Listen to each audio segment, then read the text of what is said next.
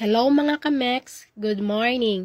May i-share ako sa inyo, pero bago ang lahat, paki-click ng plus button, heart my video, and don't forget to share. Simulan na natin. Nahihirapan ba kayong mag-open account kasi malaki ang hinihiling nila na maintaining balance? Huwag na kayong mangamba dahil meron na CIMB Bank PH. Ito ay isang digital online bank. Yan, digital to siya ha. So it means ma-operate natin siya through online banking. Pwede natin siya i-link yung account natin sa GCash. So kung may GCash kayo, hanapin nyo lang yung savings niya. Tapos ito, hanapin nyo ang JSave account. At makakuha tayo ng CIMB Bank ATM, makakuha tayo ng ATM pag nag-deposit tayo sa UpSave account with worth of 30 pesos. Ayan.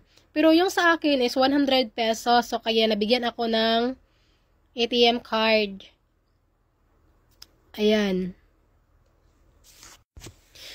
So, guys, napakaganda talaga gamitin ng CIMB Bank PH kasi wala siyang fee.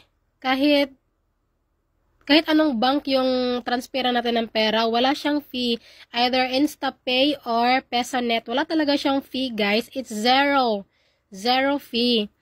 I am using this for almost 4 years, kaya proven and tested ko na talaga to. Kaya, ano pang hinihintay nyo? Gamitin nyo na. Para hindi na kayo mahirapang mag-open account ng ibang bangko dyan. Kasi, ang iba kasi is maraming requirements. Kaya subukan nyo na ang CIMB Bank. Kung meron kayong katanungan, paki-comments lang po. Sasagutin ko yan.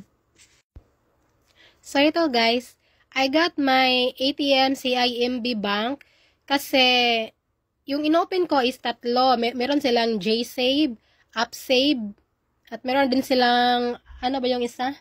Basta tatlo siya. So, nag-open na ako ng UpSave kasi meron naman silang 6% pa interest doon. Kaya, nung hinulugan ko siya ng 100,000 is, nagkaroon ako ng ganito. Actually, nung una is just 5,000.